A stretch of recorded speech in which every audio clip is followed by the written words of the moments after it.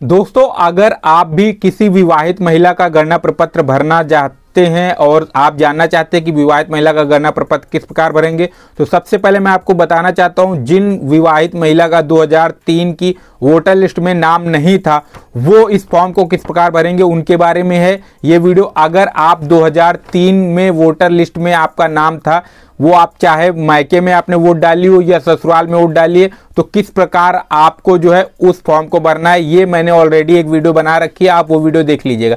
इस वीडियो में मैं आपको केवल ये बताऊंगा कि जो विवाहित महिला हैं लेकिन उनका वोटर लिस्ट 2003 में नाम नहीं था, उनके बारे में ये सारी जानकारी होने वाली। तो दोनों के कंबाइंड मैं इसी वीडियो में बता दूंगा, जिसमें कि आपको कोई समस्या ना हो। तो दोनों का इसी वीडियो में मिल जाएगा। अगर आप विवाहित हैं, 2003 में आपका नाम हो या ना हो, आप ये वीडियो देखिए, आपको पूरी जानकारी मिल जाएगी। तो चलिए वीडियो को शुरू करते हैं। नमस्कार दोस्तों, मेरा नाम आशीष और आपका हमारे इस नए वीडियो में बहुत बहुत स्वागत है।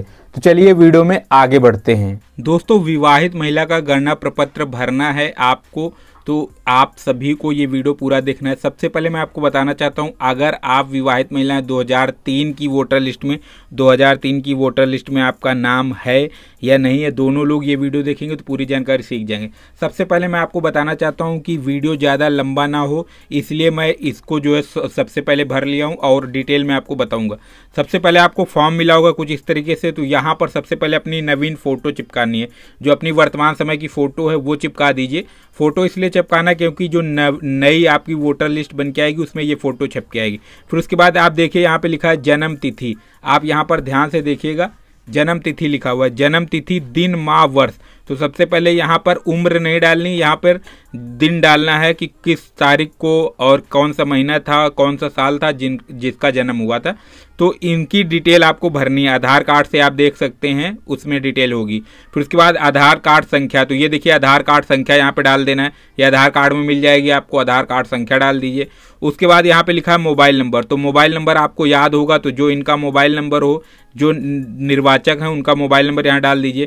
फिर उसके बाद यहाँ लिखा पिता या अभिभावक का नाम, तो पिता अगर हैं तो पिताजी का नाम, अभिभावक अगर कोई है तो अभिभावक का नाम। तो फिलहाल पिताजी का नाम यहाँ पे मैंने डाल दिया है, पिताजी का नाम डाल दीजिए।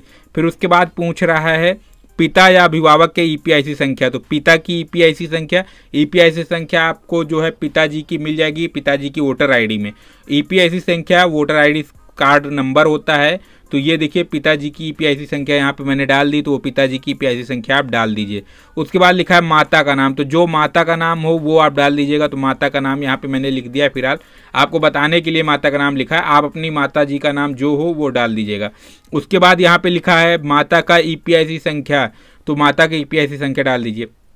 एक चीज़ मैं आपको बताना चाहता हूँ, यहाँ पर जो ये पिताजी हैं, ये माताजी हैं, इनकी ईपीआईसी संख्या अगर आपके पास मौजूद नहीं है, यहाँ पे लिखा है यदि उपलब्ध हो, ये आपको लिस्ट से देख लेना, अगर हो तो आप डाल दीजिएगा, अगर ना हो तो आप मत डालिएगा, खाली भी छोड़ सकते हैं, कोई दिक्कत नहीं है। फिर उसके बाद लिखा है पति या पत्नी का नाम, जैसे मान लीजिए ये पत्नी है तो इनके पति का नाम, अगर ये पति हैं तो इनकी पत्नी का नाम, मतलब महिला का भर रहे हैं तो पति का नाम, अगर पुरुष का भर रहे हैं तो उसकी पत्नी का नाम यहाँ पे डालना है। फिर उसके बाद यहाँ पे लिखा हुआ है पति या पत्नी का नाम ईपीआईसी संख्या यदि उपलब्ध है, अगर यदि उपलब्ध है पति की ईपीआईसी संख्या तो वो डाल देना है। ये जो ईपीआईसी संख्या होती है, मैं आपको बार बार बता रहा हूँ, ये ईपीआईसी संख्या वोटर आईडी कार्ड का नंबर होता है। आप उनके वोटर आईडी कार्ड में देखेंगे तो ये संख्या मिल जाएगी। 2003 की जो वोटर आईडी संख्या होगी वो अलग होगी, ये अभी फिलहाल ये करंट वाली डालनी है, यहाँ पर करंट वाली डालनी है। 2003 वाली वोटर आईडी संख्या जो डालनी है वो मैं आपको आगे बताऊंगा, तो इसलिए आप यहाँ तक भर लीजिएगा। फिर से आपको डिटेल में मैं बता देता हूँ, जिसमें कि आपको जल्दबाजी में समझ में ना आए, इसलिए मैं डिटेल में फिर से बता देता हूँ। सबसे पहले आपको इस तरीके से भारत निर्वाचन आयोग की ओर से गणना प्रपत्र मिला होगा। यहाँ पर आपका जो है ये सारा डिटेल भरा होगा पहले से।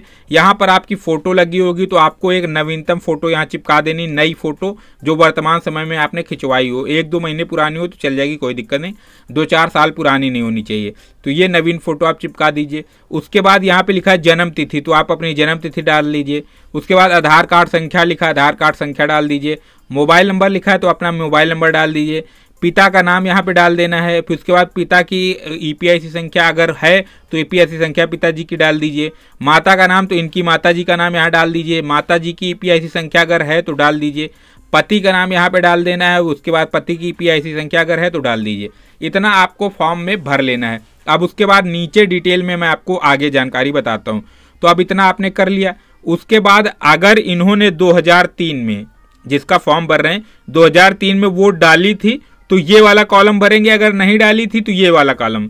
अब अभी उदाहरण में हम समझते हैं, तो ये वाला इन्होंने 2003 में वोट डाली थी तो ये वाला कॉलम भरते हैं।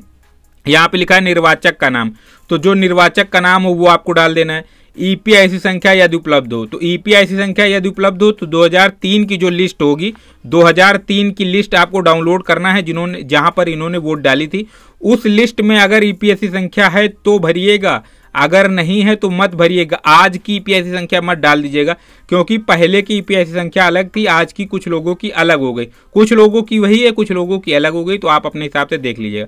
उसके बाद अगर इन्होंने जिसका ये फॉर्म भर रहे हैं इन्होंने 2003 में जो वोट डाली थी, अगर ये इन्होंने अपने ससुराल में वोट डाली थी तो इनके पति का नाम लिखेंगे, अगर इन्होंने मायके में वोट डाली थी तो इनके पिता का नाम लिखेंगे। उसके बाद संबंध में पत्नी है तो इनकी जो पत्नी है ये पति हैं, तो यहाँ पर पति भी डाल सकते हैं पत्नी भी, लेकिन यहाँ पर आपको पति डालना है। एक चीज़ का याद रखना, ये जब डालेंगे तो पति डालेंगे, पत्नी नहीं डालेंगे, तो पति डाल दीजिए। उसके बाद 2003 में जो इन्होंने वोट डाली थी वो किस जिला में डाली थी तो वो उस जिला का नाम डालना है। फिर उसके बाद कौन सा राज्य था वो राज्य डालना है।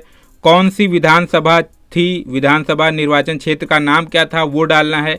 उसके बाद यहाँ पर जो है छेद संख्या डालनी है ये, और फिर उसके बाद भाग संख्या डालनी है, उसके बाद क्रम संख्या डालनी। ये सारी जानकारी आपको जो 2003 की वोटर लिस्ट आप डाउनलोड करेंगे उसमें मिलेगी, तो वहाँ से आप डाउनलोड कर लीजिएगा। मैं आपको पहले ही बता देता हूं कि 2003 की वोटर लिस्ट डाउनलोड करने के बारे में ऑलरेडी मैंने 2-3 वीडियो अपलोड कर दी हैं अपने चैनल पर, आप वो वीडियो देखकर पूरी जानकारी सीख सकते हैं। अब ये फॉर्म हो गया उनका जिन्होंने 2003 में वोट डाली थी। अगर अब मान लीजिए आप शादीशुदा महिला हैं और 2003 में आपने वोट नहीं डाली थी, आपका कहीं पर भी वोटिंग लिस्ट में नाम नहीं है, तो उस स्थिति में आप अपने यहाँ पर पिताजी का नाम, ये कॉलम आपको फिर नहीं भरना है, ये कॉलम आप नहीं भरेंगे। अगर 2003 में वोट नहीं डाली थी तो ये कॉलम आप छोड़ देंगे, यहाँ पर आ जाइए। यहाँ पर आपको अपने पिताजी का नाम डालना है, तो जो भी आपके पिताजी का नाम हो वो आप डाल दीजिए। उनकी 2003 में EPIC संख्या देख लीजिएगा, उनका लिस्ट में 2003 में नाम होगा तो EPIC संख्या भी होगी, अगर नहीं है तो छोड़ दीजिएगा, अगर है तो डाल दीजिएगा। उसके बाद यहाँ पे संबंधी का नाम लिखा है तो अपने पिताजी के पिताजी यानी आपको अपने बाबा का नाम यहाँ पे डालना है, दादा का नाम, बाबा का नाम जो भी है आप डाल दीजिएगा, दादाजी का या बाबा जो भी कहते हैं आप डाल दीजिए। उसके बाद यहाँ पर संबंध में पिता लिखना है, क्योंकि पिताजी के भी पिताजी का नाम लिख रहे हैं तो वो पिताजी लिखेंगे यहाँ पे। फिर उसके बाद जिला कौन सा था, उन्नाव जो भी है, आपका जो जिला हो वो आप डाल दीजिएगा। राज्य का नाम जो है आपका वो डाल दीजिएगा। विधानसभा निर्वाचन क्षेत्र का नाम जो भी है आप अपने हिसाब से यहाँ पे भर दीजिएगा।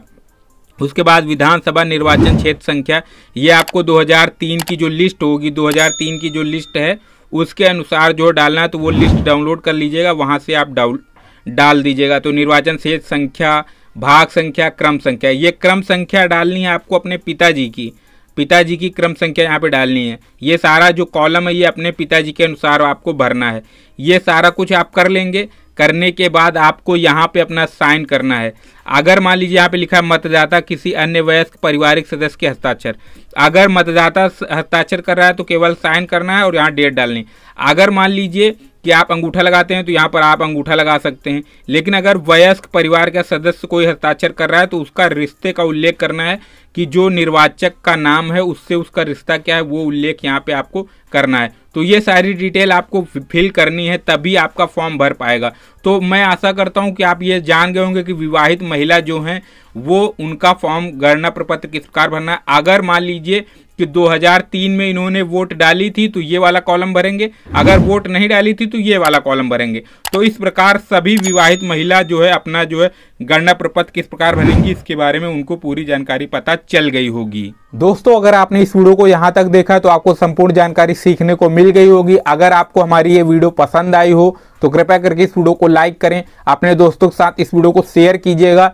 चैनल को अभी तक सब्सक्राइब नहीं किया तो प्लीज सब्सक्राइब जरूर कर लीजिए हमारे चैनल को। साथ में नोटिफिकेशन बेल आता है उसे ऑल नोटिफिकेशन पे ऑन कर लीजिए। इससे जब भी मैं कोई नया वीडियो अपलोड करूंगा अपने चैनल पर आपको नोटिफिकेशन मिलेगी और आप लोग मेरे उस वीडियो को सबसे पहले देख पाएंगे। अगर आपने इस वीडियो को यहाँ तक देखा है तो यहाँ पर 2 वीडियो के थंबनेल दिखाई दे होंगे। आप सभी से हाथ जोड़कर निवेदन है कि इन वीडियोज को भी देख लीजिए, ये वीडियो भी आपके लिए काफ़ी ज़्यादा हेल्पफुल हो सकते हैं। आज के इस वीडियो में दोस्तों इतना ही। Thanks for watching my video.